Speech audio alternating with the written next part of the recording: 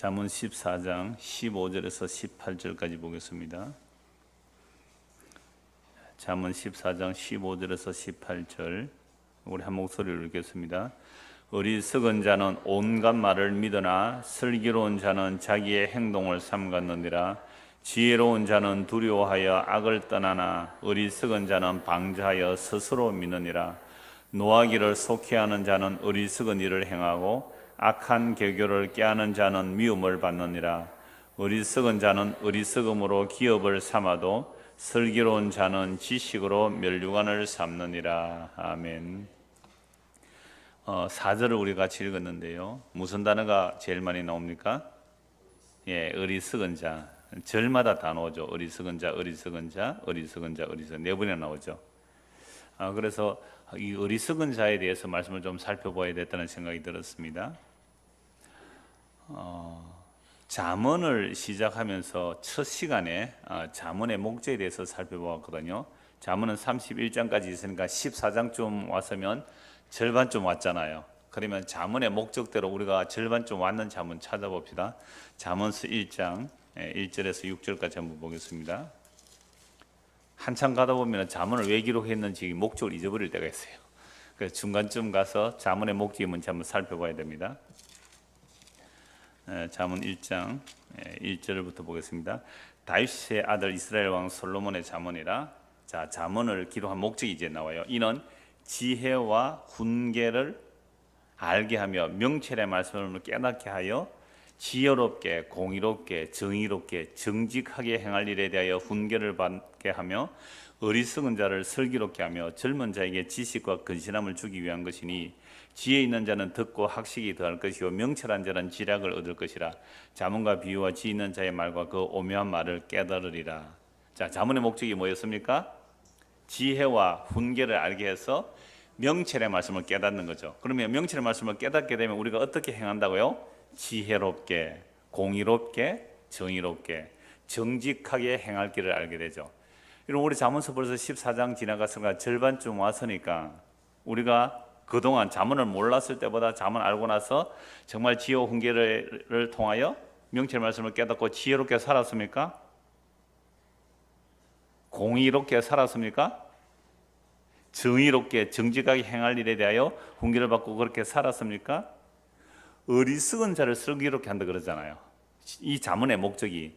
그러면 한 잠언 14장 좀 읽었으면 어리석음에 대해서 슬기로워지는데 잠언 31장까지 나오는가 점수로 하자면 100점이라고 합시다. 그러면 우리가 전혀 슬기롭지 못한 어리석은 자였는데 잠언 절반쯤 읽으면 슬기로움이 한 몇 점 나와야 돼? 점수가 한 50점쯤 나와야 되지 않습니까? 어리석음을 버리고 슬기로움이 한 50점 나와야 되지 않아요?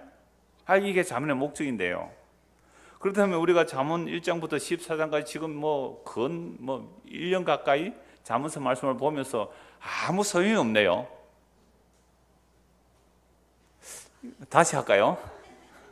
아무리 14장까지 봐도 어리석은 자가 좀 슬기로워져야 되고 잠언의 말씀을 들으면 지혜롭게 살고 공의롭게 살고 정의롭게 살고 정직하게 살고 이렇게 해야 되는데 아니잖아요.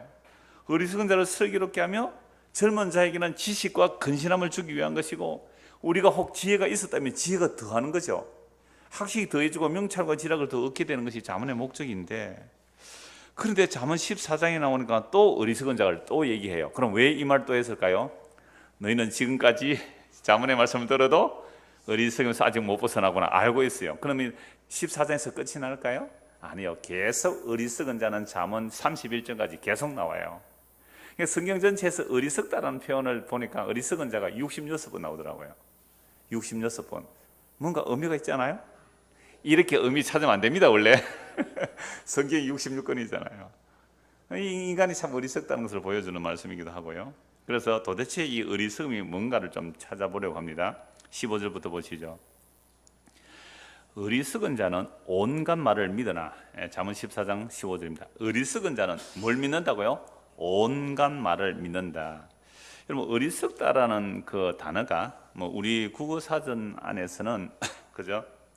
뭔가 둔하고 뭔가 깨닫지 못하는 그런 사람을 어리석다.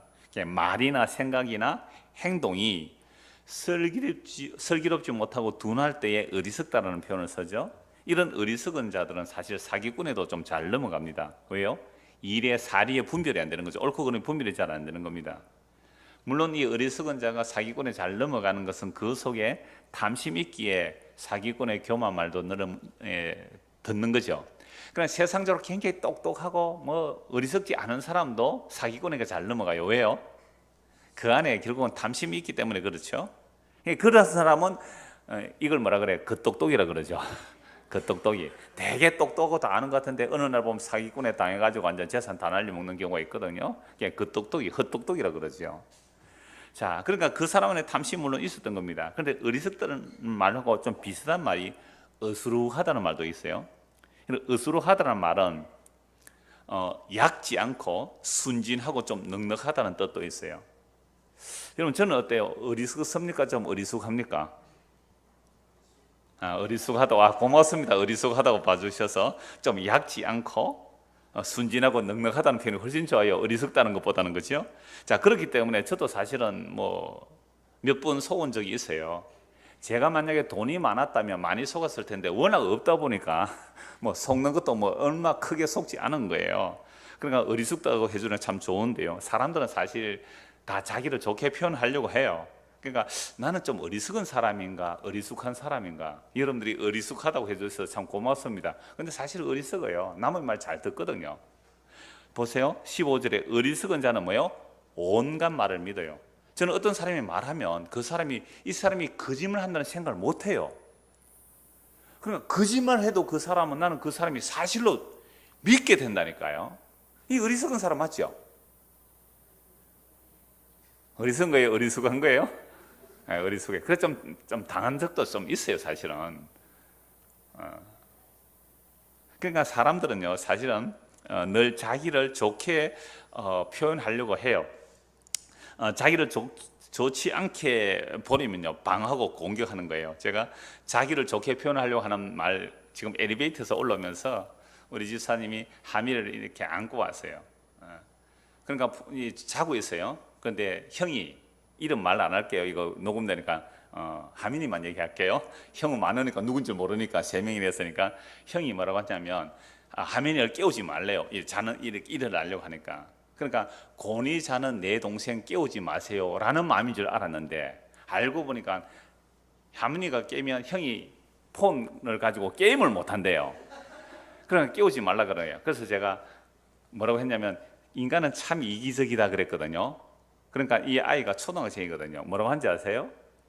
목사님도 인간입니다. 이건 뭐 그냥 순간에 나오는 거예요. 목사님도 인간, 너도 이기적이지 않니? 그래, 맞아, 나도 인간에서 참 이기적이란다 하고 올라왔거든요. 이야, 정말로 은혜 받았어요. 오늘 내가 설교하기 전에 은혜 다 받고 왔어요. 엘리베이터 안에서. 사람들은요, 그런데 내가 만약에 칭찬을 했더라면 어떻게 말했을까요? 그 아이가 칭찬을 했다면 기분 좋아했을 거예요. 내가 공격이었거든요. 우리 인간은, 나 자기 보고만 말 안 했거든요. 우리 인간은 이렇게 말해. 우리 인간은 참 이기적이 하는 거야. 딱 바로 받아치면서 목사님도 인간입니다. 딱 이러는 거예요. 그래, 맞아. 나도 인간이라서 참 이기적이다. 미안하다.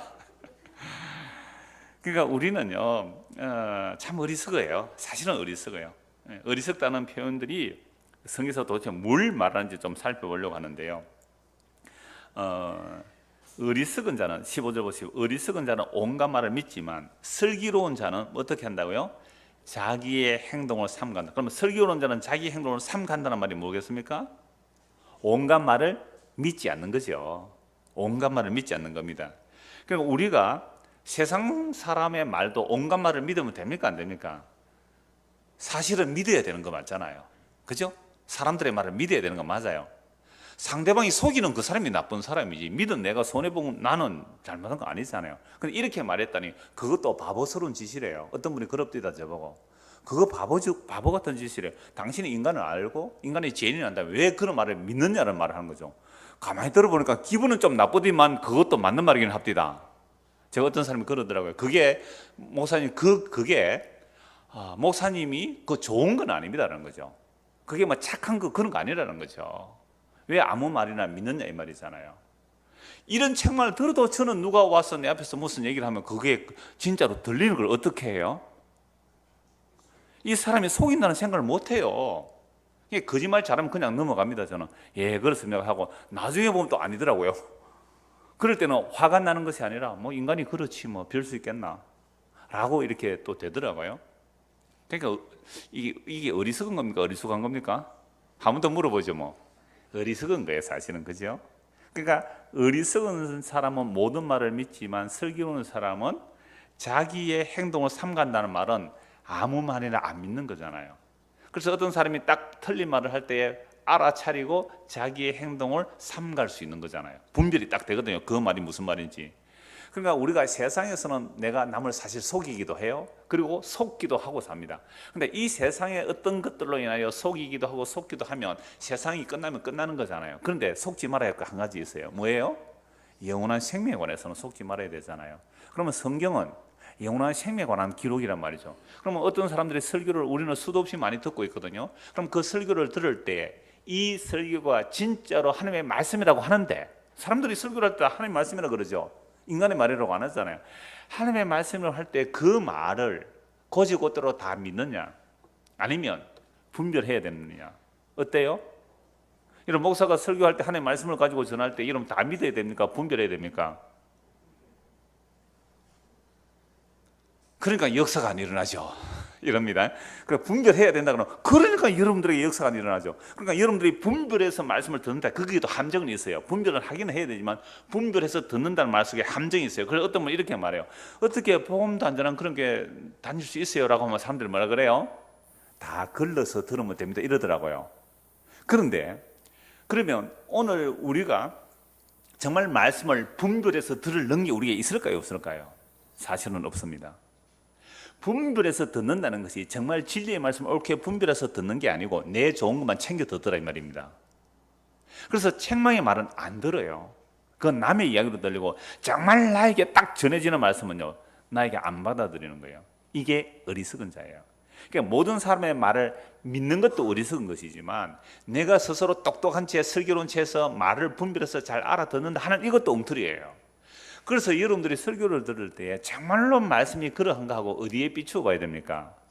성경에 비추어 봐야 되거든요. 근데 성경에 비추어 봐도 문제는 내 선입견이 있죠. 성경에 대한 선입견. 그리고 우리가 어려서부터 자라오면서 들었던 이야기들이 있고, 그리고 내 안에 선제된 선이해들 우리에게 다 있기 때문에 성경을 비추어도 어떻게 비추어 보느냐 하면요, 내가 선입견을 가지고 어떤 사람이 말을 들었어요. 그러니까 제 설교로 다른 사람 얘기하면 제 설교가 자 이정호 목사의 설교를 들었어요. 근데 이게 진짜 맞느냐 안 맞느냐 여러분들이 말씀을 가지고 쫙 비춰 보는데 때로는 말씀이 그러함에도 불구하고 여러분들이 그 말이 틀렸다고 성경을 비춰 볼 수 있단 말이에요. 무슨 거예요? 인간의 죄가요 호락호락 안 해요. 그래 진짜 내가 틀린 말을 했는데 여러분들이 성경을 비춰보고 그것이 옳다고 할 수도 있단 말이에요. 그래서 사도행전 17장에 베레아 사람들은 바울이 복음을 듣고 나서 진짜 성경이 그런가 하고 성경을 상고했다 그러거든요. 그러니까 우리가 성경을 상고할 때도 마찬가지예요. 어떤 설교를 가지고 설교를 비교하지 마세요. 그 설교를 들을 때 그 설교가 정말 성경적인가를 성경으로 비교해 봐야 돼요. 그래서 사도행전 17장 11절 12절에 이런 말씀이 있습니다. 베레아에 있는 사람들은 데살로니가에 있는 사람들보다 더 너그러워서 간절한 마음으로 말씀을 받고 이것이 그러한가 하여 날마다 성경을 상고하면요. 그러니까 바울이 복음을 전할 때 성경 이때는 신약입니까? 구약입니까? 구약이에요. 구약 성경으로 복음을 전하니까 정말로 그 구약 성경이 그리스도의 복음이 되는지를 어떻게 상고했다고요? 날마다 이 복음이 그러한가 하여 날마다 상고함으로 그 중에 믿는 사람이 많고 또 헬라의 기부인과 남자가 적지 않아요.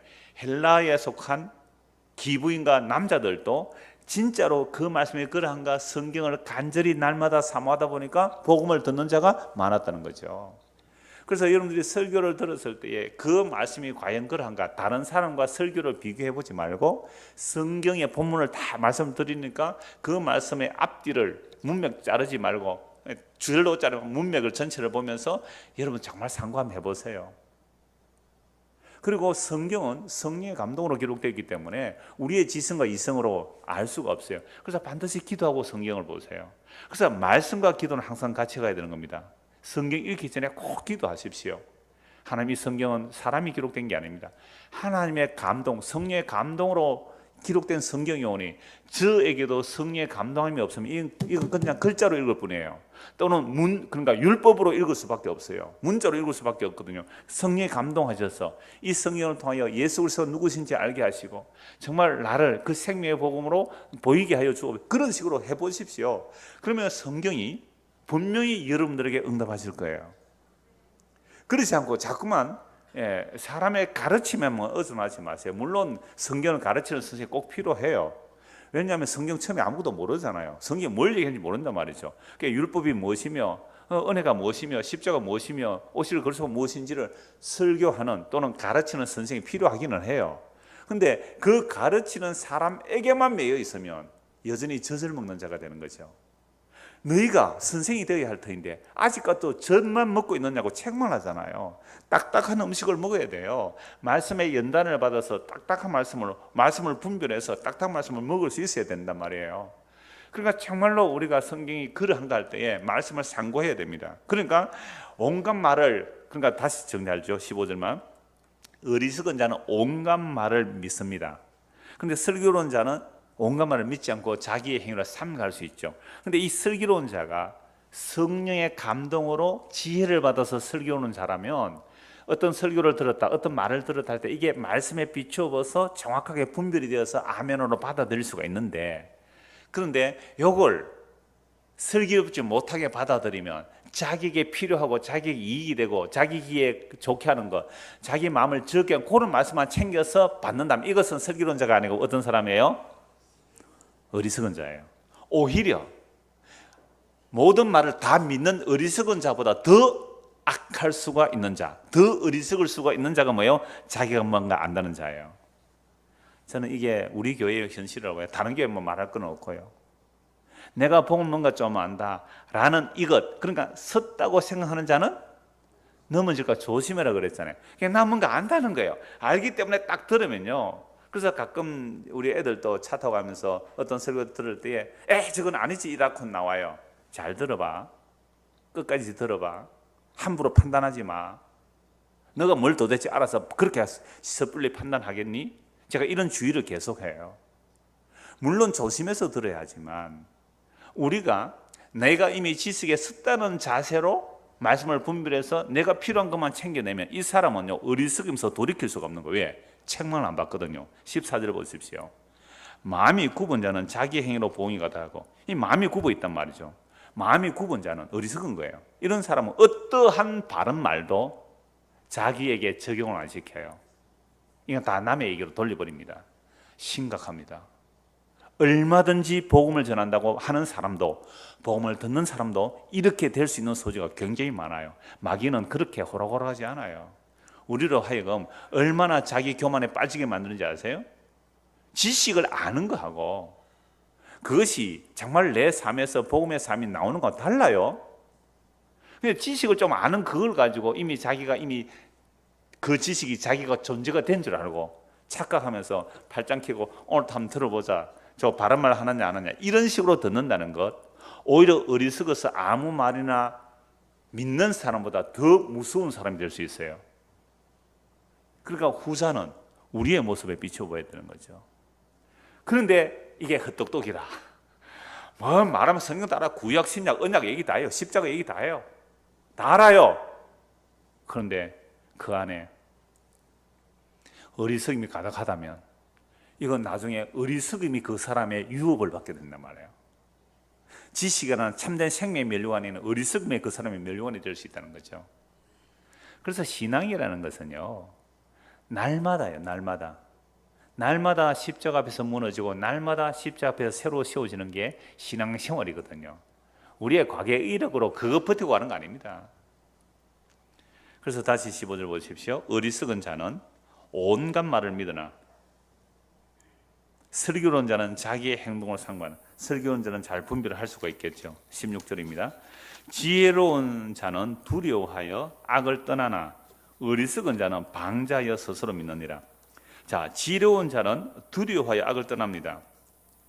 이 말씀을 15절에 슬기로운 자와 연결하여 보면 아무 말이나 다 믿지 않고 자신의 행동을 삼가한다는 말씀과 연결이 됩니다.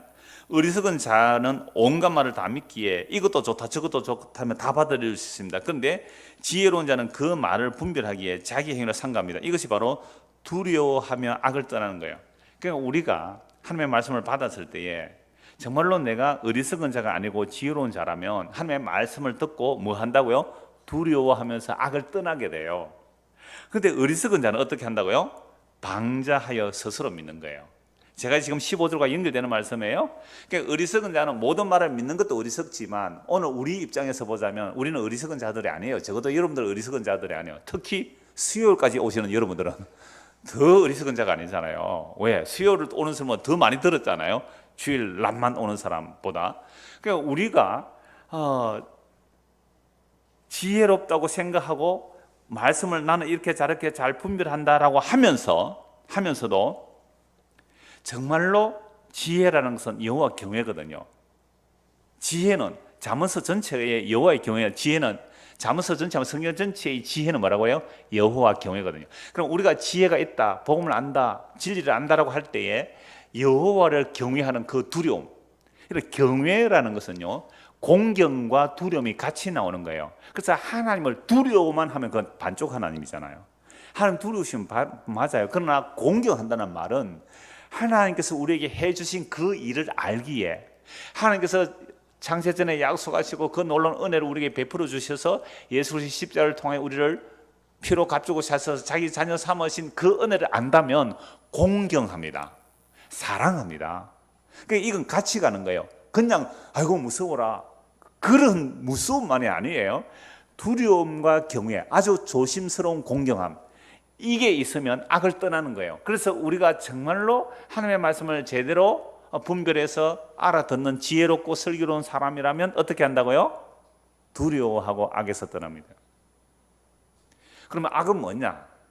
악이라는 것은 여러 가지 말할 수 있어요. 앞으로도 쭉 말씀 나오겠습니다만 일단 우리가 정말 지혜롭고 슬기로운 자로서 어리석은 자가 아니라면 하나님의 말씀을 들을 때 어떻게 한다고요?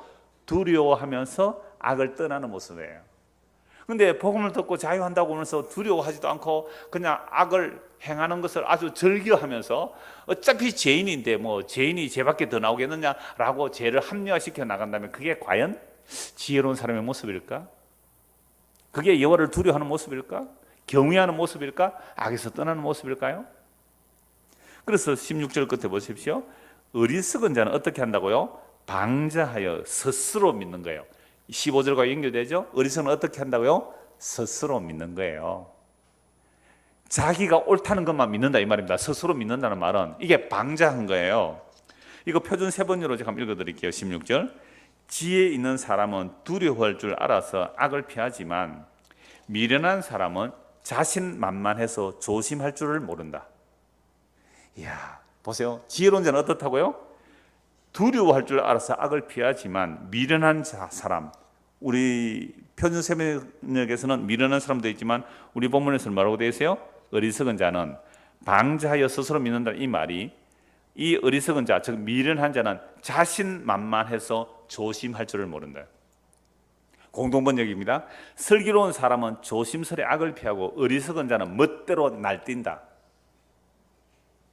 지혜로운 자는 두려움을 알기에 악을 피하지만 미련하고 어리석은 자는 자신만만해서 조심할 줄을 모르기에 자기 멋대로 날뛰는 사람들이에요. 이걸 방자라 그래요. 방자라는 말은 스스로 믿는다는 말인데 자기 마음 내킨 대로 하는 사람, 이게 어리석은 자의 모습이에요.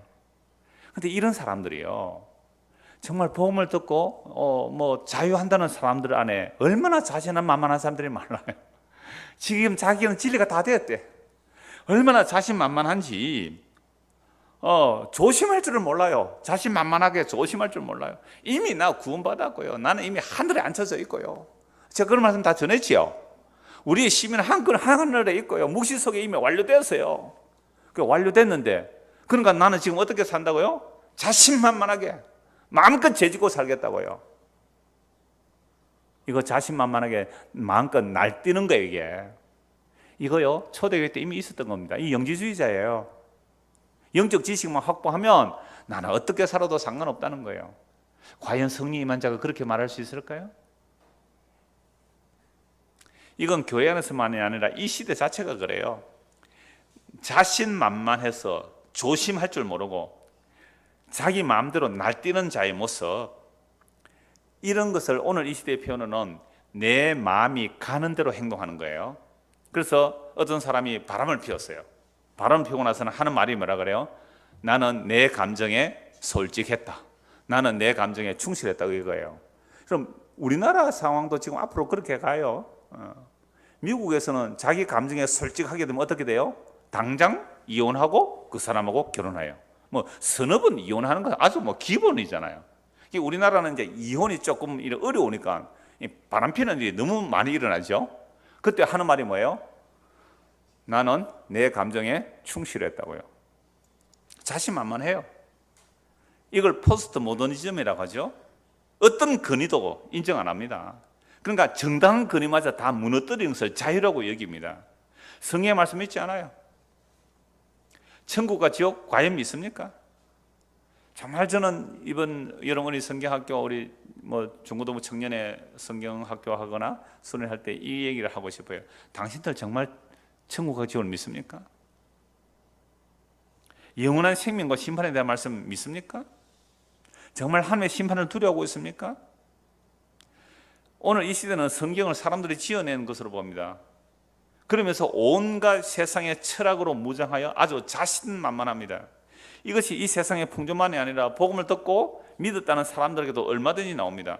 복음을 지식으로 습득하여 사유화하고 존재화해서 그냥 아주 자신만만하게 살아가는 사람들 많죠. 두렵고 떨림이 없어요.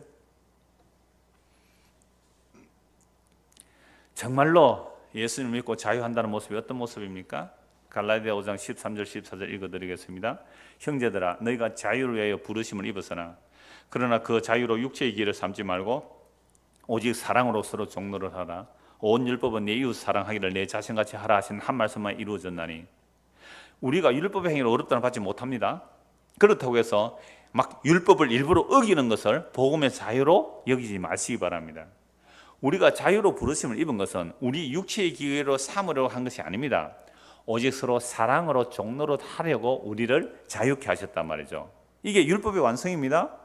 율법의 완성이 그 십자가의 사랑이 우리에게 임한 자라면, 예수님 십자가로 하나님의 사랑 약속을 완성하시고 그 사랑이 우리에게 완성대로 우리에게 주어졌다면 이제부터 정말 자유하게 되잖아요. 어디서 자유됐어요? 죄와 사망의 법에서. 좀 이따 또 말씀 보겠습니다만 죄와 사망에서 의와 생명의 법으로 완전히 해방된 거예요. 자, 이렇게 한 이유가 뭐라고요? 사랑으로 종노릇 하기 위한 그 방향성 때문에 이 말씀을 하는 거예요.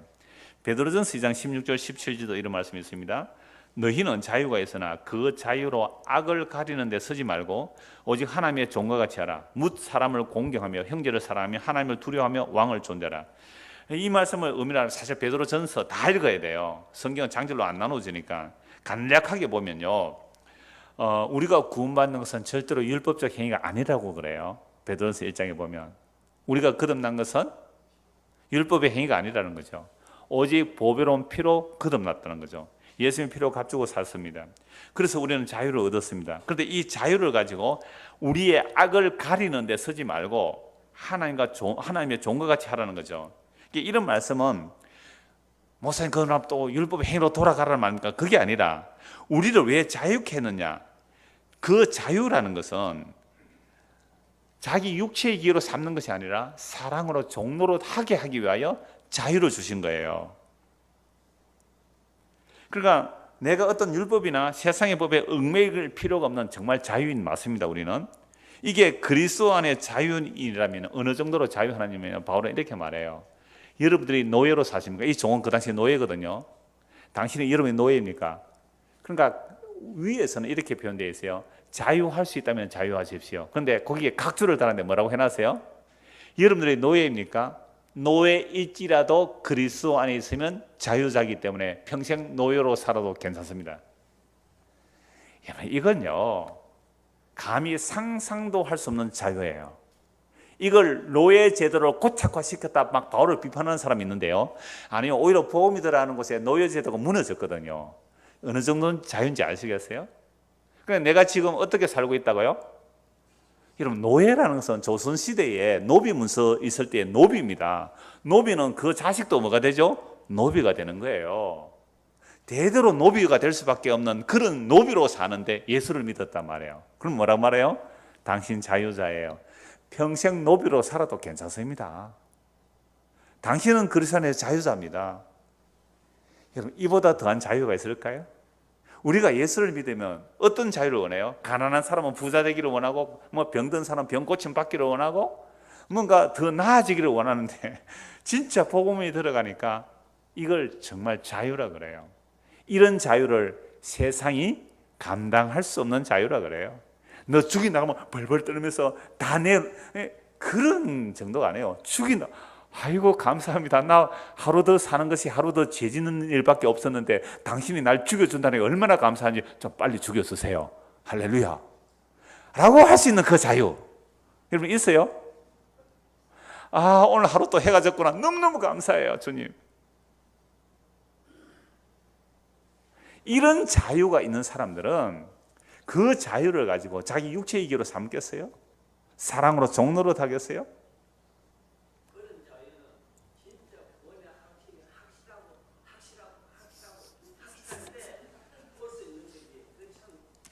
좋습니다.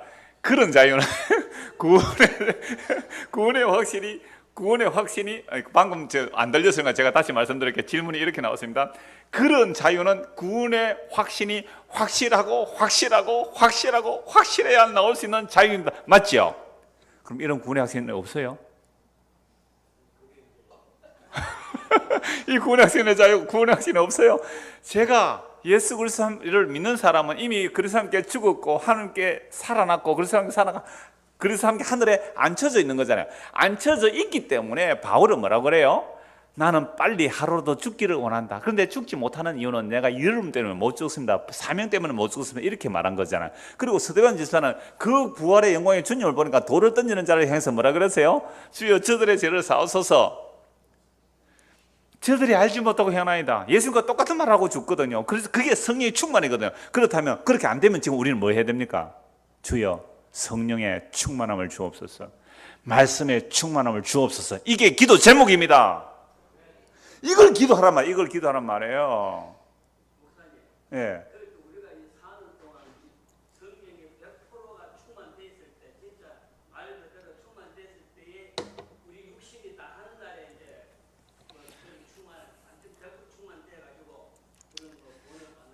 아니요. 이미 무시적으로 완료된 사람들에게는 이 역사에서 일어나는데, 그러니까 우리가 사모해야 될 내용이 이거라 이 말입니다. 이걸 우리가 뭐 변명하고 핑계하자는 말이 아니라 우리가 사모해야 될 내용이 이거 있는 거예요. 그죠? 이게 성령 충만이거든요. 스데반 집사가 하는 그 말이, 사도 바울이 하는 말이 성령 충만해. 그러니까 이러한 것을 우리가 사모해야 된다 이 말이잖아요. 그러니까 지금 뭐예요? 정말 성령 충만하다면 우리가 지금 죽어도 감사합니다. 회개하고 기도하십시오. 성령의 충만을 달라고. 그 외에는 안 돼. 방법 없어요. 이 길이 안 됩니다. 그래서 우리가 말씀을 볼 때에 이것이 진짜 자유이구나 라고 알게 되었을 때, 이렇게 안 되면 뭐 해야 돼요? 정말 책망을 받아야 되죠. 말씀에 책망을 받아야 돼요. 주여, 나는 언제 스데반 집사같이 되겠습니까? 나는 언제 바울같이 되겠습니까? 그들에게도 성령이 임했다면 나에게도 성령을 임하여서 그 성령의 충만함으로 이 자유와 기쁨과 감사, 이게 예수 믿는 맛, 이거 예수 믿는 멋, 이 예수 믿는 기쁨, 이거 맛보고 살아야 되지 않겠어요? 얼마나 우리가 불쌍해요. 그런 재미를 못 보고 사는, 억지로 지옥 갈까 봐 두려워가지고 그럼 뭐 천국은 가야 되겠지, 그래서 산다는 것은 이게 너무너무 불쌍한 신앙생활이잖아요. 그래서 진짜 자유라는 것이 이 정도의 자유다 말이죠. 그래서 예수를 믿는다는 것이 세상이 진짜로 감당할 수 없는 거예요. 그렇지 않다면 우리는 지금 오늘 밤에 제가 설교 마치고 꼭 말씀 붙들고 좀 기도하고 가시라면 5분 안에 다 가시니까 여러분들이 평소에 말씀으로 사는 줄 알고 그렇게 제가 이해를 하겠습니다만은, 17절 보십시오. 노하기를 속히 하는 자는 어리석은 일을 행하고 악한 계교를 깨하는 자는 미움을 받느니라. 이게 좀 드려야 될 말씀이 많은데, 노하기를 속히 하는 자는 어리석은 일을 행한대요. 반대로 말하면, 거꾸로 말하면 어때요? 어리석은 자는 어떻게 한다고요? 노하기를 속히 하는 거죠. 자, 이것은 기질과 성격의 문제가 아니에요. 어떤 사람이 분노를 탁 한다라고 할 때에 기질과 성격의 문제도 있을 수 있지만 그건 세상적인 것이고요. 성경에서 어떤 사람이 분노를 잘한다 또는 노하기를 빨리 한다라는 사람들은 그 안에 뭐가 있기 때문에 분노가 일어날까요? 자기의 옳음, 자기의 기준, 자기의가 가득하기에 분노가 일어나요. 그러니까 자기가 평소에 실수를 잘하는 사람이라면, 근데 희한하죠. 자기가 평소에 실수를 잘해도 다른 사람의 실수에 대해서 분노하는 사람 봤어요? 희한하죠. 이 인간의 악함이 이런 거예요. 자기가 평소에 늘 뭐 디디하고 좀 뭐 어리숙하고 뭐 잘 실수하고 이런 사람 같으면 다른 사람의 실수도 그렇게 봐줘야 되잖아요. 근데 지는 어리석고 디디하고 뭐 실수 투수인데도 남 실수하면 그거 가만히 안 두고 씻고 싶더라고요. 그렇죠? 저 인정한다고 그렇습니다. 그거 은혜입니다. 그 인정하고 손을 이래 들었어요. 내가 그런 사람 진짜 그거 은혜가 임한 거예요, 진짜로. 자, 그러니까 어리석은 사람은 빨리 분노한다는 말은요, 자기 안에 오름이 있기 때문에 그래요. 이게 바리새인과 서기관들이었어요. 그래서 바리새인과 서기관들은요, 예수님과 그 제자들을 호시탐탐 노렸어요. 저놈들이 율법을 어기나 안 어기나 딱 노려보고 있다가 안식일에 미리삭 잘라먹은 것도 하면 바로 고발하고 들잖아요. 안식일에 병고체 바로 고발하고 들잖아요. 율법의 의로 가득한 사람일수록 남의 일에 분노 잘해요. 자기 눈에 들보를 깨닫지 못하고 남의 눈에 티를 보는 사람 율법주의자예요. 자기 죄를 보지 못하니까 남의 잘못이 보이는 거예요. 그래 새벽 기도 와서 제일 앞에 기도하는 사람이 그냥 기도하고 가면 되는데 꼭 어디로 해요? 왜 뒤를 돌아봤을까요? 누가 왔나 안 왔나 요거. 그게 뭐예요? 이 자기의가 가득하면요, 남을 결코 용납이 안 돼요. 뒷걸만 보고도 그 사람을 다 잡아 죽입니다. 이게 분노가 일어나는 거예요. 그러니까 내 안에서 어떤 분노가 일어난다고 했을 때에 내 안에 자기의가 가득하다는 사실을 인정하시기 바랍니다. 인정하셔야 돼요. 지는 다 잘하나? 여러분, 남편에게 분노가 일어날 때가 있지요? 회개하시기 바랍니다. 아내에게 분노하시면 회개해야 되잖아요. 아, 내가 아직도 덜 죽어서 이렇구나. 주여, 내가 그리스도의 죽은 자인데 확실히 더 죽여주십시오. 이렇게 기도하세요. 확실히 더 죽여주십시오. 샤워를 하면서도 맨날 그렇게 물 가지고 날 수 있든지, 여러분 물로 샤워 자주 하죠. 그때마다 뭐라고 해야 돼요? 물 가지고 날 수 있든지 불 가지고 날 태우든지, 그렇게 기도하시는 말이에요. 기도할 게 많아요, 적어요. 이게 무시로 기도하는 거잖아요. 이거 쉬지 않고 기도하는 거잖아요, 이게. 그래서 노하기를 속히하는 자는 어리석은 일을 행하고 악한 계교를 깨하는 자는 미움을 받는다라고 말씀하고 있죠. 그래서 어떤 사람은 율법의 의로 가득한 사람에게 복음 전하면 굉장히 분노해요. 저는 많이 경험했거든요. 율법의 의로 가득한 사람에게 복음 전하면 분노하는 걸 들어봤어요. 자, 그런데 자기는 복음으로 자유한다면서 막 사는 사람들에게 당신 그렇게 사는 것이 아니라고 해도 뭐 하고요? 분노를 또 해요. 그러면서 그러면 이렇게 딱 공격을 해요. 그러면 당신이 바로 산다는 것이 무엇인지 제시해 보십시오라고 하는 거죠. 그럴 때 저는 받은 은혜대로 사십시오라고 합니다. 한마디 더 하자면, 당신 안에 정말로 그리스도의 영이 임했다면, 그리스도의 영은 성령입니다. 성령은 거룩한 영입니다. 그 성령의 인도를 따라 사세요. 성령의 인도를 따라 사는 게 뭡니까? 라고 물어봐야 되잖아요. 오늘 어떤 분이 카톡으로 질문이 왔어요.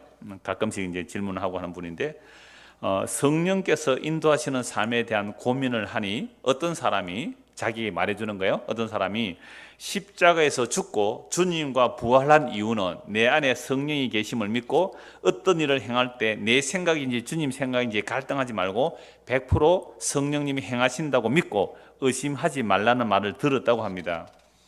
그래서 이 사람 질문하기를 내 생각인지 주님 뜻인지 어떻게 알 수 있느냐고 물어봤습니다. 전에 제가 이분에게 주님의 인도는 자기를 부인하는 방향으로 이끌어 간다고 했기 때문에 이 질문을 했어요. 그래서 자기 부인의 길로 인도하신다는 것이 무엇인지, 성령 인도가 뭔지 이제 질문을 한 거예요. 여러분들은 이런 질문하고 없습니까? 지금 내가 살아가는 이 길이 주님의 뜻인지 내 뜻인지 어떻게 구별하며 살아갑니까? 이분이 어떤 사람에게 들은 이야기는 뭐예요? 내가 지금 성령의 인도를 따라 사는지 아닌지 잘 모르겠다고 하니까 당신이 정말로 예수님을 믿는다면 십자가에 죽었고 그리스도와 함께 살아났고 하늘에 앉혀져 있기 때문에 당신은 100% 성령 인도합니다. 갈등하지 말고 믿고 사세요라고 했단 말이에요. 여러분, 이 말을 여러분 어떻게 받아들일 수 있습니까? 제가 이런 답변을 했습니다. 넓고 크게 보자면 그렇게도 말할 수 있습니다. 우리는 로마서 5장에 가면 죄와 사망의 법에서 의와 생명법으로 옮겨졌거든요. 이 근세의 개념으로 본다면, 그러니까 그리스도 안과 그리스도의 밖으로 본다면 그리스도 안에 있는 사람은 100% 성령 인도하는 거 맞지요? 그러니까 그리스도 밖에 있는 자는 자기 뜻대로 살아가는 거잖아요. 그래서 죄와 사망의 법에서 의와 생명의 법으로 예수님의 십자가가 우리를 옮겨주셨다면 이제 우리는 우리의 근세가 누가 되어 있는 거예요? 예수님이 우리의 머리가 되고 근세가 되고 우리를 100% 성령 인도하는 건 맞아요. 근데 요것만 강조하게 되면 어떻게 될까요? 요것만 강조하게 되면 이거요, 영지주의 됩니다. 우리가 이 역사 속에 살아있다는 것을 간과하지 마세요. 하나님께서 우리를 이 역사 속에 살려둔 중요한 이유가 있어요. 이거요, 그렇다면 나는 이미 아까도 말씀, 우리 에베소 2장에 이미 다 본 말씀이에요. 우리가 어떻게 해요? 하늘에 앉혀져 있잖아요. 그러니까 나는 이미 죽어도 내가 어떻게 살아도 내 구원에 방해가 됩니까? 안 됩니까? 안 된다. 그러니까 우리 육체로는 뭐 하자? 마음껏 즐기며 살자. 이게 니골라당입니다. 니골라당이에요. 이게 영지주의예요. 그래서 그런 게 아니라고 하면 그럼 당신 율법주의자요? 이렇게 나오는 거예요. 그래서 크게 보자면 그 개념 맞아요. 그래서 제가 이렇게 답을 했습니다. 넓고 크게 보면 죄와 사망의 법과 의와 생명의 두 법이 있습니다. 성령이 임하게 되면 죄와 사망의 왕노릇 하는 곳에서 해방되어 의와 생명의 왕노릇 하는 곳에 있기에 근세의 개념으로 보면 100% 성령 인도함이 있습니다. 그러나 우리가 시공간이라는 한계 속에서 이 땅에 발을 딛고 사는 한 육체의 소유과 성령의 소유 서로 다투고 있습니다. 이미 근세라는 의와 생명이라는 그 근세 안에 들어왔을 때에 우리 안에 육체의 소유과 성령의 소유 있단 말이에요. 이 갈등이 일어나는 게 성도예요. 그런데 이 갈등 속에서 어떻게 말하냐면 이미 한 사람이 죽어서 이제 우리가 다 죽은 것이라. 예수님 죽음으로 성도는 이 땅에서 어떻게 죽은 자로 다루어 가세요. 성령께서 우리를 다루어 가신단 말이죠. 그렇게 말하고 그것만 강조하다 보니까 어떻게 나온다고요? 영지주의가 또 나오는 거예요. 어차피 죄인인데 뭐 인간이 나오는 게 죄뿐인데 뭐 내가 죄지고 살아도 100% 누가 인도가 가신다고요? 성령 인도가 가신다고. 맞아요. 100% 성령 인도하실 거예요. 그러면 그 사람이 진짜로 하나님의 택한 백성이고 성령 임한 자라면 어떻게 인도해 가실까요? 그런 생각조차도 완전히 박살내버립니다. 정말로 하나님 앞에서 두렵고 떨림으로 살게 만들어 가시는 거예요. 그래서 바울 사도는 하늘에 올라갔던 사람입니다. 자기 생명책이 자기 이름 기록 확인하고 왔어요. 다른 사람의 생명책 기록된 것도 보고 왔어요. 그런 사람이 뭐라 그래요? 나는 이미 잡았다함이 아니고 나는 잡기 위하여 달려간다 그랬어요. 내가 부활의 근능에 참여해서 어떻게 하든지 그리스도의 죽음에 동참하여 부활에 이루고자 한다고 했어요. 그러니까 나는 나를 잡으신 그분, 사로잡힌 바 된 그것을 잡으러 달려갈 뿐이다. 이런 긴장감, 이게 우리가 이 역사 속에서 살아가는 신앙의 모습이거든요. 그런데 어느 날 워낙 인간의 행위 구원을 강조하다 보니까 언약의 완성은 그 십자가를 전했죠. 그러다 보니까 이 십자가의 복음이 우리 안에 들어와서 주님과 내가 지금 이 긴장 관계, 살아있는 그 관계를 안 맺고 이게 또다시 율법주의가 되어버렸어요. 교조주의가 되어버렸어요. 복음이라는 이름을 가지고 또다시 자기를 마음대로 방치하는 그런 쪽으로 간 거예요. 이거 과연 생명의 관계일까요? 그래서 이렇게 계속해서 말씀드렸습니다. 그러나 우리가 시공간이라는 한계 속에서 이 땅에 발을 딛고 사는 한 육체의 소유가 성령의 소유 서로 다투고 있습니다. 그러므로 근세 개념과 묵시적 개념으로 보면 로마서 5장대로 이미 우리가 그리스도와 함께 죽었고 함께 일으키는 받은 에베소 2장과 로마서 5장을 연결해 보면 이미 우리는 의와 생명 왕노릇 하고 있어요. 하늘에 앉혀져 있지만 역사적으로는 육체의 소유과 성령의 소유의 갈등 속에 살아가는 존재입니다. 이것이 로마서 7장의 갈등입니다. 그러므로 그리스도 안에 있는 자들에게는 갈등이 있는 것이지 그리스도 밖에 있다면 이런 갈등도 없는 거예요. 다시요. 그리스도 안에 있으면 이런 갈등이지 그리스도 밖에 이런 갈등도 없습니다. 이미 허물과 죄로 죽은 자들이기 때문에. 그래서 육체의 소욕은 우리가 실제로 죽을 때까지 나옵니다. 목숨이 딱 끊어지는 그 순간까지도 나온다니까. 육체의 소욕은 나와요. 왜? 육체를 가지고 있으는가? 그래서 이 죄의 몸이 어떻게 돼야 돼요? 생명에게 삼켜져야 돼요. 생명에게 삼켜질 그때까지 육체의 소욕이 나오게 돼 있단 말이에요. 근데 이 성령의 소욕은 이런 육체의 소욕, 곧 우리 몸과 마음이 원하는 대로 살려고 하는 이런 우리를 내가 원치 않는 방향으로 이끌어가는 거, 이게 자기 부인의 길로 이끌어간다는 거죠. 내가 원치 않는 길로 끌어가는, 그럴 때에 성령의 인도를 보게 되고 민감하게 되는 거죠. 그게 주님과 동행하는 겁니다. 그러면 우리가 속히 분노하는 것은 우리 안에 자기 법으로 가득 무장되어 있거나 아니면 자기가 원하는 방향이 아니기에 분노할 수 있어요. 이러한 어리석음의 집단적인 분노가 예수 그리스도의 십자가에서 그대로 드러나요. 아니, 메시아가 온다면 우리를 구원하고 우리를 행복하게 해주고 우리를 좋게 해줘야지, 뭐 나를 따라오면 자기를 부인하고 뭐 자식도 버리고 뭐 마누라를 버리고 자기 집도 다 버리고 심지어 자기 목숨까지 미워해야 나를 따라온다. 여러분, 그런 예수 믿겠어요? 진짜 그런 예수 믿겠습니까? 나는 내 목숨 사랑하는데요, 나는 우리 가족 사랑하는데요, 나는 우리 가족이 제일인데요, 나는 내 목숨이 제일인데요, 내 목숨의 연장이, 내 목숨의 확대, 내 몸의 확대가 가족이잖아요. 그런데 예수님은 가족 버리고 따라오래요. 자기 목숨까지 미워하고 따라와요. 그럼 나에게 합당치 않대요. 그런 예수 따라가겠어요? 정말 그런 예수 믿겠습니까? 불가능해요. 인간은 어떻게 자기 목숨 미워하고 예수님 따라가요? 나 죽어서 좋은 데 보내주세요 하고 따라오잖아요. 우리가 세상에서 복 받는 건 아니라고 했잖아요. 세상에 복 받는 거 아니면 죽어서라도 좋은 데 보내주세요 하고 그렇게 따라온다면 그건 아직도 네 목숨 사랑하는 거네. 너 나 사랑한 거 아니야. 아직도 너는 너를 사랑해. 너 나 사랑 안 하니까 너 저주받은 상태야. 누구든지 주를 사랑하지 않는 자는 저주를 받을지어다. 충격적인 말씀 아니에요? 우리가 언제 예수님 사랑했어요? 내 사랑했지. 언제 한 번이라도 진짜 예수님 사랑하셨나요? 정말 예수님을 사랑하고 이웃을 그렇게 사랑해 본 적 있나요? 나는 내 사랑밖에 몰라요. 나는 사랑밖에 몰라. 뭐 그런 노래 있던데 그거 지사랑이에요. 그거 뭐 사랑밖에 몰라 하니까 되게 사랑한 줄 알아요. 준시 지사랑이에요. 그거. 그런 우리예요. 그러니까 복음이 들어가면 분노가 일어나요. 이 책망의 말씀 들으면 분노가 일어나는 거예요. 화가 나요. 목사님, 그런 소리 좀 그만하세요.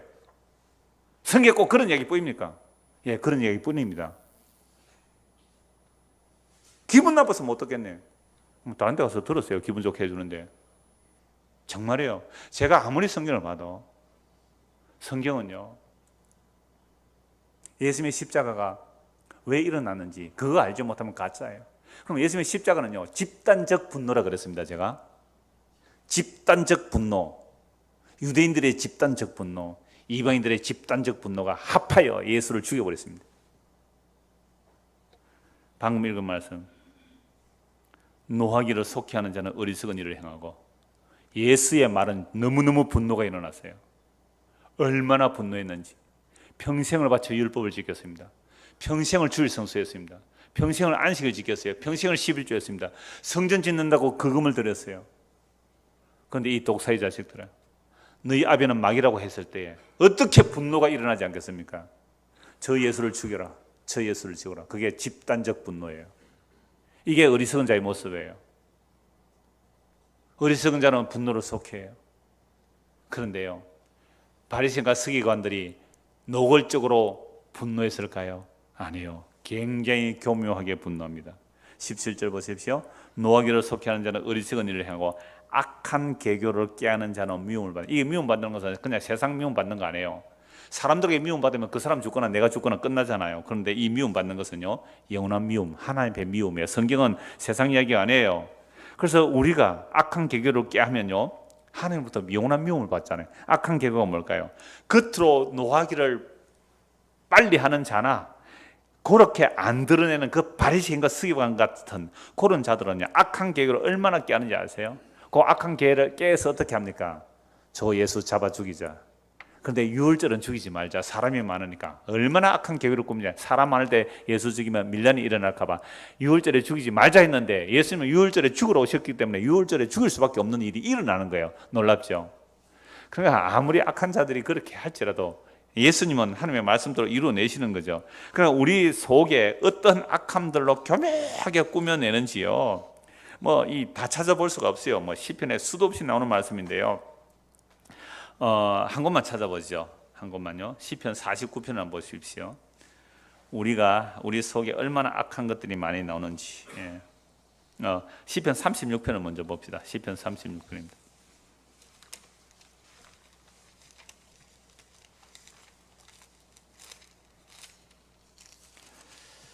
1절을 보시죠. 악인의 죄가 그의 마음속으로 이르기를 그의 눈에는 하나님을 두려워하는 빛이 없다니. 보세요. 악인은 뭐라고요? 하나님을 두려움이 없어요. 그 마음에. 시편에 또 나와요. 어리석은 자는 그 마음에 이르기를 하나님이 없다 하느니라. 우리의 마음속에 하나님을 두려움이 없는 것, 이게 악한 자예요. 이게 어리석은 자예요. 악인은 죄가 그의 마음속에 이르기를, 악인의 죄 그 마음속, 그러니까 악인의 죄가 그 마음속에 이른단 말이야. 우리 안에 뭐가 말한다고요? 죄가 뭐라고 말해요? 하나님을 두려운 빛이 없다. 그가 스스로 자랑하기를 자기의 죄악은 드러나지 아니하고 미워함을 받지도 아니라. 지금 악인이 악한 계교를 싹 숨기면 어떻게 한다고요? 미움 받는데, 이 악한 계교를 마음에 싹 숨기고 있는데도 자기는 미움을 받지 않는다고 생각해. 이게 뭐예요? 어리석은 자잖아요. 내 속에 악한 것을 싹 숨기면서 하나님께 미움받지 않는다고. 이게 하나님을 두려움이 없는 거예요. 이게 바로 어리석은 자예요.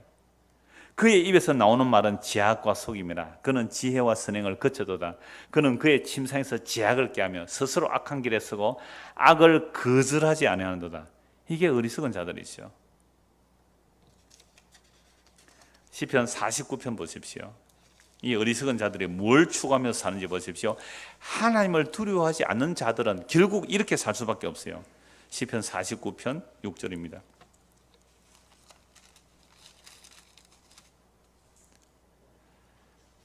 자기의 재물을 의지하고 부유함을 자랑하는 자는, 보세요.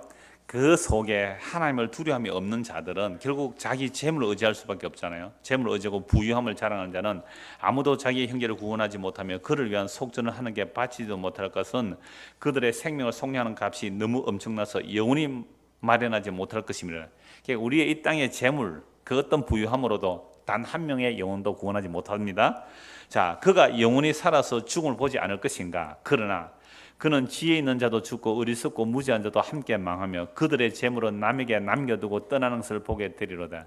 참 어리석은 자들의 모습이죠. 눈에 보이는 이 세상 것을 가지고 나는 영원히 평안히 잘 먹고 잘 살리라. 이게 누가 보면 어리석은 부자 비유잖아요.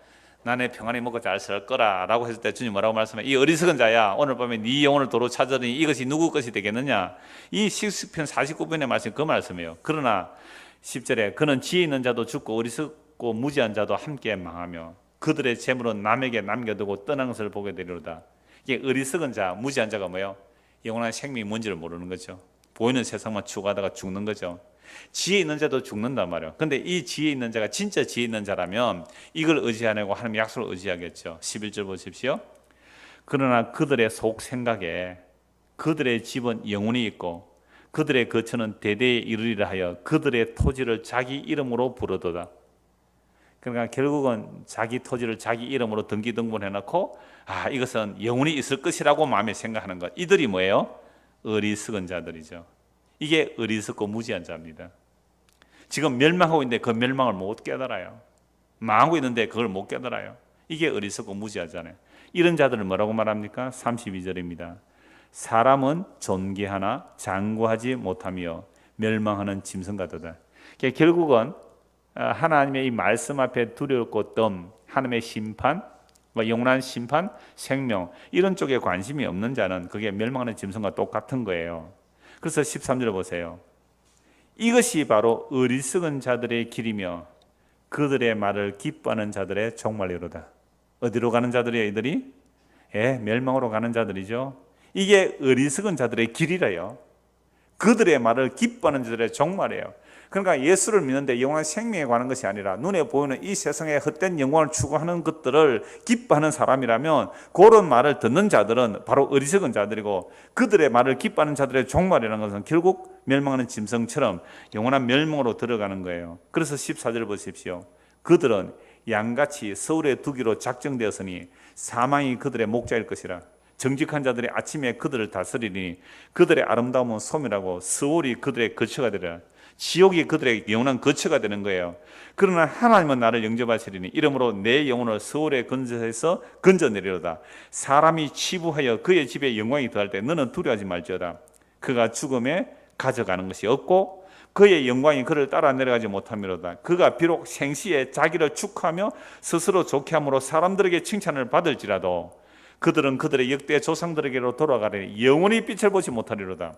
존귀하나 깨닫지 못하는 사람은 멸망하는 짐승 같도다. 오늘 우리가 예수를 믿는다고 할 때에 어떤 모습으로 살아갑니까? 이 어리석은 자의 모습입니까? 아니면 정말로 지혜로운 자의 모습입니까? 이것이 어리석은 자의 종말이에요. 여호와를 알지 못하는 자들의 유업은 결국 썩어질 것, 멸망인 것이죠. 그래서 오늘 본문 말씀 다시 보십시오. 17절 노하기를 속히 하는 자는 어리석은 일을 행하고 악한 계교를 깨하는 자는 미움을 받네. 악한 계교를 깨한다는 것이 결국 시편에서 뭐로 드러나요? 그 마음속에 하나님을 두려움이 없죠. 그러니까 세상에 헛된 것, 썩어질 것, 멸망할 것들을 의지하고 있는 자들, 이게 바로 어리석은 자들이죠. 그래서 이걸 아니라고 책망하게 되면 뭐 한다고요? 분노해요. 제가 어느 목사님 설교를 들은 이야기인데요. 저 강남에 권사님들, 부자 권사님들 참 많대요. 그런 분들은요, 뭐 빌딩 뭐 몇 개씩 있는 분들도 있고 아주 부자가 많대요. 그런데 어느 부목사가, 큰 교회는 부목사가 설교를 할 때 부자가 천국에 가는 것은 낙타가 바늘기로 가는 것보다 더 힘들다라고 설교했는데 그 다음 주에 잘렸대요. 담임 목사한테 그 권사님 들어가서 저 부목사 자르시오. 그럼 그 다음 주에 조용하게 물러가게 했대요. 실제로 목사님 때문에 이 설교를 들었는데요. 그러니까 보세요. 정말로 우리가 무엇에 분노하느냐. 그 부목사 설교의 말씀이 정말 하나님의 백성은 그게 찔림이 와야 되잖아요. 그리고 회개해야 되잖아요. 근데 그게 뭐로 왔다고요? 저 부목사 측에 감히 분노가 일어났어요. 그래서 쫓아내라 그랬대요. 그러니까 담임 목사가 어떻게 했어요? 쫓아냈대요. 누가 무서워요? 예수님이 무서워요? 부자 권사님이 무서워요? 그 사람 예수 믿는 사람 맞아요? 이게 이 땅에 실제로 일어나고 있는 일들입니다. 우리 예수 믿습니까 정말로? 18절 보십시오. 어리석은 자는 어리석음으로 기업을 삼아도 슬기로운 자는 지식으로 면류관을 삼느니라. 여러분, 슬기로운 자라는 것은 결국 뭐가 면류관이 되는 거죠? 지식으로 면류관. 이 지식이라는 것은 여호와 하나님을 아는 지식이에요. 그래서 이스라엘 백성이 멸망한 것은 호세아 4장 6절에 보면 여호와를 아는 지식이 없어서 망해. 그래서 호세아서 6장 말씀에 보면 힘써 여호와를 알자 그래요. 힘써 여호와를 알자. 그러니까 여호와 하나님을 알지 못하는 게 멸망의 길이란 말이죠. 결국 어리석은 자는 그 어리석음으로 기업을 삼죠. 그래, 어리석음으로 기업을 삼는, 지금 다 찾아본 말씀이에요. 하나님의 말씀을 들을 때에 자기 좋은 것만 챙기는 거죠. 그죠? 자기 좋은 것만 챙기는 거예요. 이게 어리석은 자의 모습이죠. 그리고 바른 말을 할 때 분노가 일어나요. 하나님의 말씀이 분명히 바르게 지적하는데 그 말씀에 분노가 일어나요. 이게 뭐예요? 어리석은 자예요. 그러니까 그 어리석은 자는 그 어리석음이 기업으로 받게 되죠. 그래, 하나님 말씀을 버리니까 어리석음을 기업으로 한다. 멸망이 그의 기업이 돼요. 말씀을 배척한 그 멸망이 그들의 기업이에요. 멸망으로 가는 그게 그 사람의 기업이에요. 이게 어리석은 자의 모습이에요. 슬기로운 자는 지식을 면류관으로 삼아. 이 지식은요, 하나님을 아는 지식이에요. 하나님 아는 참된 지식이에요. 그 하나님 아는 참된 지식은 성령이 임하지 않으면 안 돼요. 그래서 요한복음 17장 3절에 영생은 유일하신 하나님과 그의 보내신 자 예수 그리스도를 아는 것이라 그랬거든요. 이건 요한복음 14장부터 연결됩니다. 내가 가야 보혜사를 보내줄 것이다. 그리고 보혜사가 오면 네가 내 안에, 내가 네 안에 있는 것을 알게 될 거야. 그러면 네 죄가 어떠함을 알고 너는 나를 믿게 될 거야. 그게 아버지가 내 안에, 내가 아버지 안에 있는 그 관계 속에 내가 너를 넣어줄 거야. 이게 요한복음 14장의 약속이에요. 그래서 15장에는 포도나무 비유가 나와요. 포도나무 가지가 나무에 붙어있자면 말라 죽는 거예요. 그래서 우리는 날마다 그리스도의 은혜를 받고 살아야 돼요. 이게 15장 포도나무 비유예요. 그래서 16장 보혜사 성령을 보여주세요. 보혜사 성령을 보내주시면 의와 대해서, 죄에 대해서, 심판에서 세상에 책망해요. 우리가 가지는 의의 개념, 자기 의, 율법적인 의, 자기 행위, 또 윤리 도덕적인 거 다 심판해요. 죄에 대해서 하면 예수를 믿지 않는 것이 죄라고 그래요. 우리 돈 믿고 살았죠. 언제 예수 믿고 살았나요? 그거 죄라고 책망해요. 의에 대하라 하면 예수님이 떠나버려서 이 세상 의가 없어요. 자기 의를 주장하는 그걸 책망해요. 그러면 화를 내더라고요. 사람들이 심판이라 대하면 이 세상의 임금이 심판받아 버려서요. 이 세상의 영광을 쫓아가는 그 심판받은 것을 쫓아가는 거예요. 이 세상 영광 사랑하는 사람들 이걸 분노해요. 이 말을 듣고. 그래서 성령이 임하게 되면 죄와 의와 심판에 대해서 책망을 받는 거예요. 그렇게 책망을 받는 자들은요, 빨가벗은 듯이 벌거벗기듯이 자기의 실체가 드러나니까 믿음의 주에 온전하신 예수님을 더욱 붙들게 됩니다. 이게 성령 임한 자의 모습이에요. 성령 임하게 되면 날마다 우리를 진리 가운데로 빛 가운데로 인도하신다고 예수님이 약속하셨어요. 그래서 거룩한 영 성령이 우리에게 임하면 진리를 알게 되고 진리의 책망을 받는 길로 나가는 거예요. 그래서 성령님에서 진리를 알고 예수를 믿었다고요? 그렇다면 정말 두렵고 떨림이 나오는 것이죠. 어떻게 금방 질 수 있어요? 어떻게 교만해질 수 있어요? 어떻게 세상 다 아는 것처럼 말할 수 있어요? 두렵고 떨림으로 오늘도 주님과 동행하는 그 길, 그게 신앙의 현저형이에요. 과거 잘 나간 거 뭐 소용했어요? 과거 수고한 거 뭘요? 뭘 대단한 일을 했다고요? 미래에 할 거 그건 기대하지 마세요. 오늘 지금 여기서 주님과 조심스럽게 동행하는 것 이미 하나님께서 선지를 통해서 보여주셨어요. 스가랴 선지 다 보여주셨어요. 미가서를 통해 다 보여주셨어요. 하나님께서 기뻐하시는 게 무엇인지를 조심스럽게 주님과 동행하는 겁니다. 정말 우리 안에 그리스도의 영이 임했나요? 성령이 정말로 임했나요? 정말 지혜로운 자처럼 이런 사람이라면요, 조심스럽게 오늘도 주님과 동행해요. 사건마다 주님과 이야기하면서 살아요. 주님 어디 계신데? 내 안에 계시는데. 물론 영광 중에 주님이 계세요. 그걸 초월적이라 그래요. 그 주님이 영으로 우리 안에 계세요. 그걸 내재하시는 주님이라 그래요. 그러니까 지금 우리는 내재하시는 주님과 말하면서 하는 거예요. 이 성경에 기록된 말씀을 통하여 주님, 지금 내가 가는 이 길이 어리석은 자의 길입니까? 생명의 길입니까? 오늘도 말씀의 책망을 통해서 책망받게 하시고 책망을 받을 때마다 돌이키게 하셔서 정말 빛 가운데 드러나는 사람 되게 해주십시오. 이게요, 두 곳만 말씀 보고 이렇게 사는 모습 두 곳만 보고 말씀 마무리하겠습니다. 고린도전서 3장을 보겠습니다. 어리석은 자가 무엇인지를, 지혜롭게 성령과 동행하는 자가 무엇인지를 두 곳만 보겠습니다. 고린도전서 3장입니다.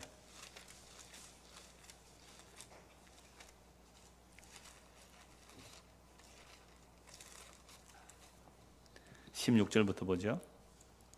너희가 하나님의 성전인 것과 하나님의 성령이 너희 안에 계시는 것을 알지 못하느냐? 누구든지 하나님의 성전을 더럽히면 하나님이 그 사람을 멸하시리라. 하나님의 성전은 거룩하니 너희도 그러하니라. 여러분, 여기의 성전이 건물입니까? 사람입니까? 사람이죠. 그러니까 사람인 우리가 성전이 됐단 말이에요. 누가 오심으로? 성령이 우리 안에 오시면 우리가 성전이에요. 그러면 이 성전을 더럽히면 어떻게 한다고요? 하나님이 그 사람을 멸하신대요. 하나님의 성전은 거룩하니 너희도 거룩하리라.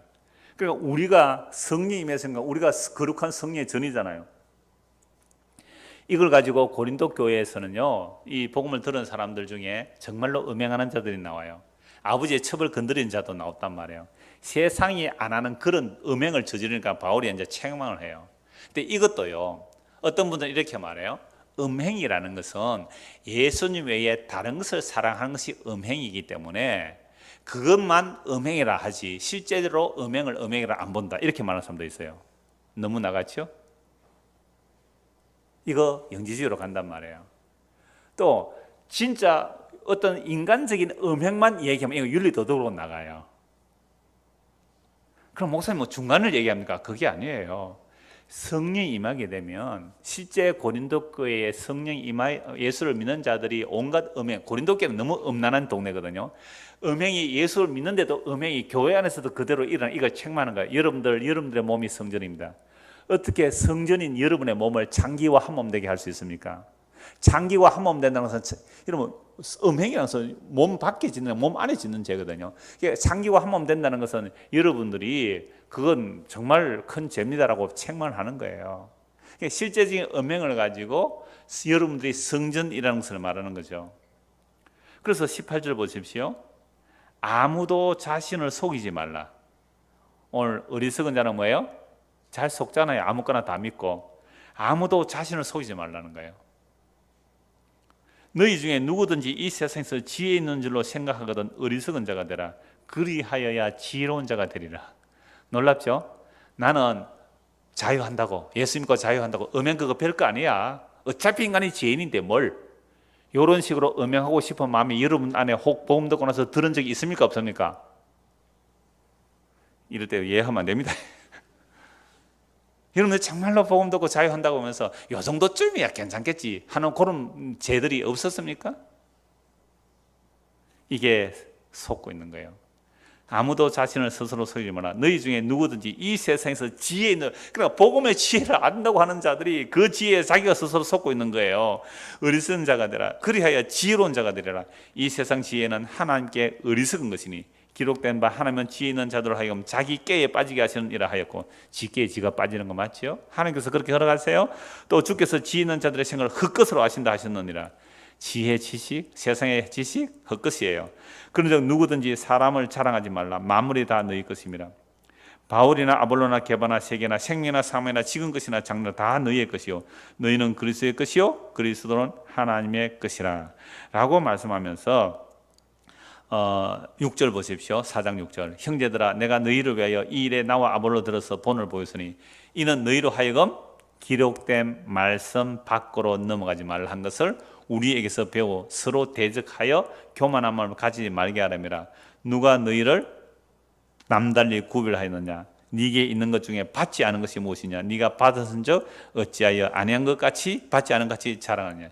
우리가 정말 예수를 믿는 건 정말 은혜예요. 내 잘난 거 하나도 없는 거죠. 그렇지 않으면 또 자기 자랑으로 나가는 것, 이게 바로 스스로 속고 있는 모습입니다. 한 것만 더 말씀 보고 마무리하죠. 에베소서 5장입니다.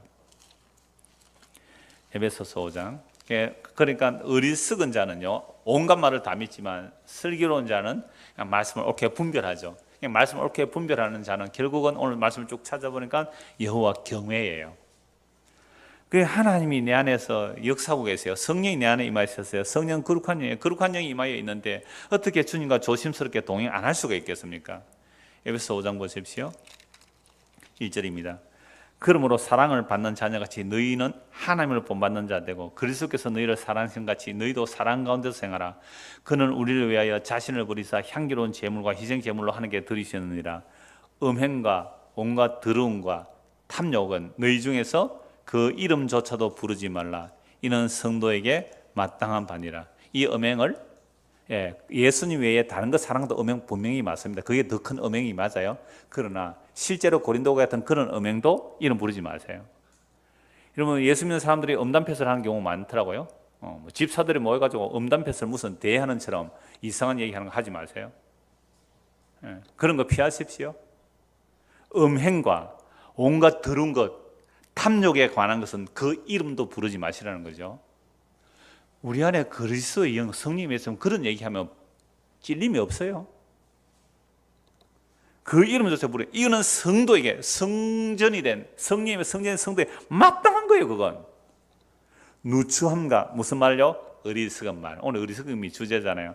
누추함과 어리석은 말이나 희롱의 말이 마땅하지 않아. 오히려 뭐라고요? 감사하는 말을 하라. 너희도 정녕 이것을 알거니와 음행하는 자나, 이 두 가지 다 포함해야 된다 그랬습니다. 정말 더 중요한 음행은 예수님 외에 다른 것 사랑하는 거죠. 예수님 외에 다른 것 사랑하니까 음행을 하겠죠. 그래서 음행하는 자나 더러운 자나 탐하는 자 곧 우상 숭배자는 다 그리스도와 하나님의 나라에서 기업을 얻지 못하리라. 아까 어리석은 자는 뭘 못 받는다고요?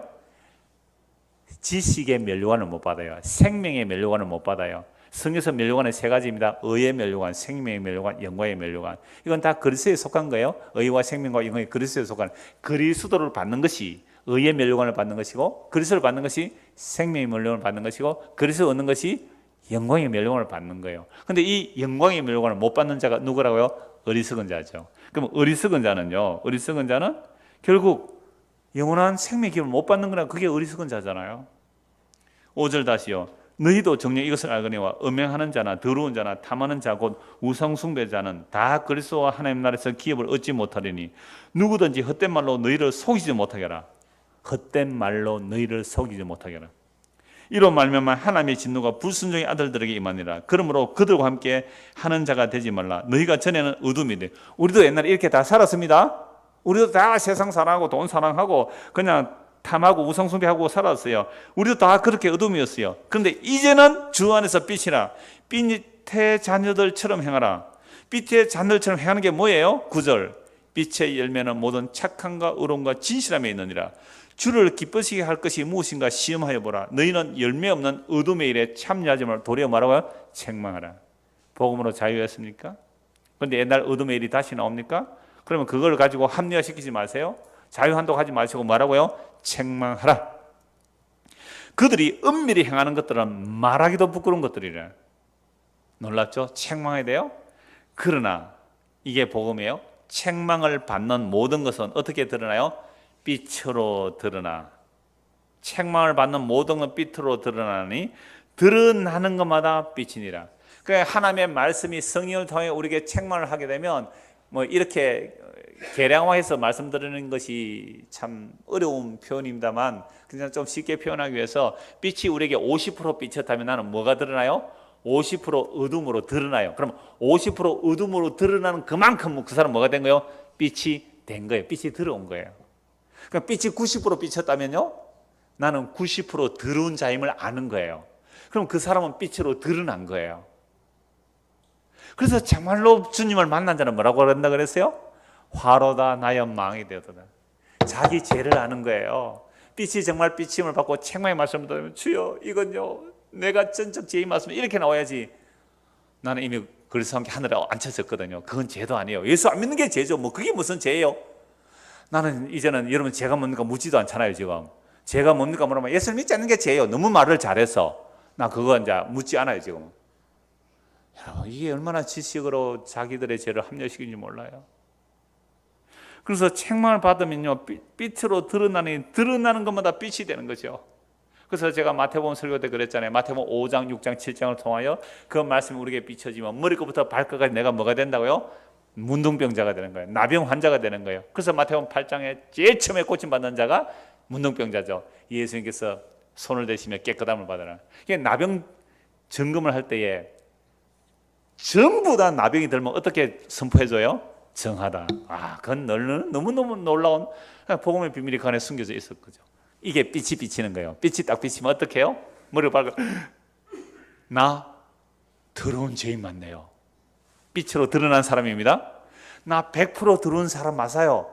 이게 빛으로 드러난 거예요. 그럼 100% 드러났으니까 나는 뭐가 필요합니다? 전적으로 주님의 용서와 긍휼과 자비만 필요합니다. 이게 빛으로 드러난 자. 이런 자들이 옛날에 행하던 그 죄 지으면서 죄인인데 뭐 죄 지으면 어떤 놈 이따위 소리 나오겠어요? 내가 좀 선행을 했어요. 좀 봉사를 희생을 했어요.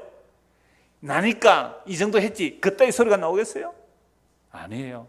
아직도 제대로 빛이 안 비춰진 거예요. 정말 기도해야 됩니다. 주여 이 하나님의 말씀이 나를 책망해 주시고 나를 비춰 주시옵소서. 그래 머리끝부터 발끝까지 비춰서서 내가 전적으로 어둠으로 드러나야 이게 빛으로 나타난 증거란 말이에요.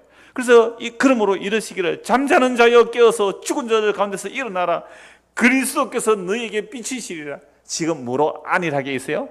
구원 확신을 얻었다고요? 또는 뭐 복음을 알았다고요? 지금 죽어도 천국 간다고요? 정말로 그리스도의 비침을 받았습니까? 정말 주의 빛이 비침을 받았나요? 그렇다면 내가 어둠으로 드러나게 돼요. 그게 빛으로 하신 일이에요. 그런 자들이 어리석은 자가 아니라 빛의 자녀들이고 그게 지혜의 자녀들이에요.